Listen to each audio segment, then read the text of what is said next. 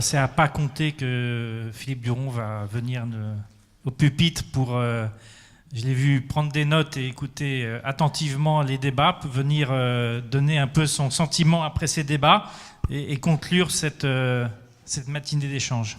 Merci Gilles. Je voudrais tout d'abord vous remercier d'être venu là ce matin à une heure très matinale, trop matinale, je l'ai dit à notre délégué général, parce que le premier intervenant a failli rater la séance, donc il faudra qu'on en tienne compte à l'avenir. Je voudrais bien sûr remercier nos 3 invités de ce matin, Delphine Batho, l'auteur de ce rapport, d'une mission parlementaire qui fut, j'en atteste, excitante, intéressante et dont les conclusions sont, je crois, extrêmement constructives. Et moi, je voudrais rendre hommage à Delphine, qui a été un rapporteur vigilant, attentif, extrêmement punchy, comme on dit aujourd'hui, pour faire réagir tous nos interlocuteurs.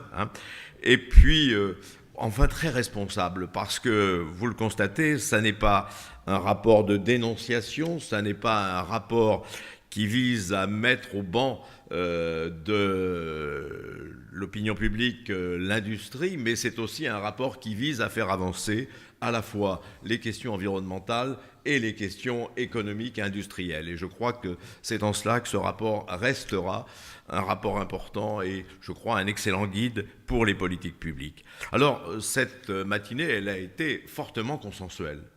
On voit ici que la prise de conscience en matière des questions environnementales est aujourd'hui bien ancrée chez les acteurs et dans une grande partie de la société.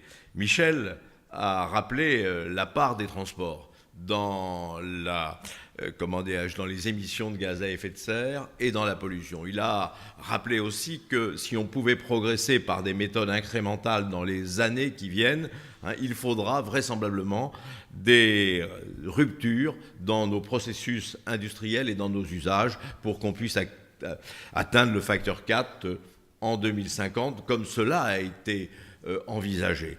Donc ici, premier constat, un constat, j'allais dire, lucide, et un constat qui appelle de notre part, et notamment des politiques, il l'a souligné dans sa conclusion, des décisions importantes. La contribution de Delphine Batho a été, je dirais, tout à fait passionnante, et elle a montré ici que si nous voulions vraiment prendre en compte cette problématique de la contribution des transports à l'amélioration de la question climatique et de la question de la pollution, il fallait se donner des règles fortes, des règles claires, des règles opérationnelles. Elle a fixé ici 3 objectifs. D'abord, des normes qui soient compréhensibles et efficaces dans leur application. C'est le principe de la norme unique, d'une norme synthétique pour juger du niveau de pollution des véhicules et bien évidemment de leur capacité à progresser. Deuxième chose, la neutralité technologique. Ça n'est pas à l'État de faire le choix d'une technologie. C'est bien évidemment à l'État de fixer des objectifs, de fixer des objectifs, mais c'est aux industriels, c'est aux scientifiques, c'est aux ingénieurs de nous présenter les différentes solutions pour les atteindre, et pour les atteindre dans les meilleurs délais et dans une approche économique qui soit soutenable et pour les constructeurs, mais aussi pour les consommateurs. Et puis enfin, elle avance une approche qui est très pragmatique, c'est de dire qu'il ne faut pas changer les normes trop vite et qu'il ne faut pas les changer trop souvent. Et elle fixe cette règle des 5 ans qui est là pour permettre aux uns et aux autres de s'adapter, aux constructeurs d'abord, aux usagers ensuite, pour faire en sorte que ici on ne soit pas dans des injonctions contradictoires. Et enfin, elle précise que si on veut que le public retrouve une confiance dans l'industrie automobile, dans ce que disent les constructeurs, eh bien, il faut aussi qu'il y ait des contrôles qui soient fiables, des contrôles a posteriori, des contrôles qui puissent nous montrer qu'entre ce qui est annoncé dans, j'allais dire, la communication et la publicité des constructeurs, eh bien, on puisse le retrouver dans nos véhicules de tous les jours. Bruno Léchevin a fait plusieurs constats. Tout d'abord, il a rappelé les pics de pollution que nous avons connus ces dernières semaines, aussi bien à Paris, aussi bien dans la vallée de l'Eure, et pas seulement en France. J'étais pendant le pic de pollution parisien dans le pays dont je suis le président du groupe d'amitié parlementaire, micro-pays, la République de Macédoine, et la pollution à Skopje, à ce moment-là, était le double de ce qu'elle était à Paris. Et montant sur une éminence où se trouve le musée d'art moderne de Skopje, eh bien, je ne distinguais pas les différents quartiers de la ville. On voit que ce n'est pas la Chine, mais c'est un intermédiaire entre ce qu'on voit en Europe centrale. C'est un peu une situation intermédiaire entre ce qu'on peut voir dans les pays, j'allais dire, qui ont vraiment déjà évolué et ceux qui sont encore très loin de cette évolution. Il a ensuite rappelé les hypothèses qu'avait fait l'ADEME en matière de changement climatique. Et là aussi, il a montré que, j'allais dire, l'hypothèse 2030 pouvait nous permettre d'évoluer, mais d'évoluer d'une façon assez modérée, modeste, j'aurais tendance à dire, alors que l'hypothèse de 2050, comme le disait Michel Savy, exigeait une rupture. Exiger une rupture technologique, réduction des déplacements et peut-être aller vers de nouvelles technologies comme les Japonais semblent s'orienter, c'est-à-dire l'hydrogène. Il a également, insisté sur le fait qu'il ne fallait pas trop traîner et qu'il fallait que la transition écologique et énergétique se fasse à bon rythme. Parce que, en fait, ici, les problématiques sont tout à fait préoccupantes. Et puis, enfin, il a... Oui, excusez-moi.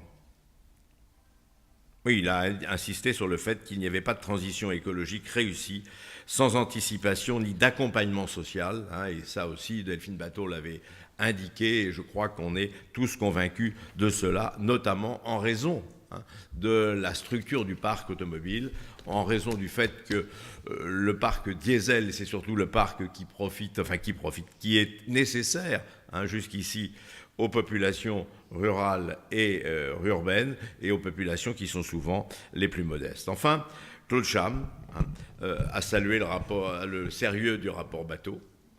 Je crois, comme nous tous ici, il a souscrit aux 3 piliers qui étaient avancés dans ce rapport, mais il a rappelé que les solutions ne seront pas nationales, qu'elles seront internationales et mondiale, parce que l'industrie automobile est aujourd'hui une industrie mondiale, parce que les plus grands marchés ne sont plus les marchés européens, sont les marchés asiatiques et les marchés américains.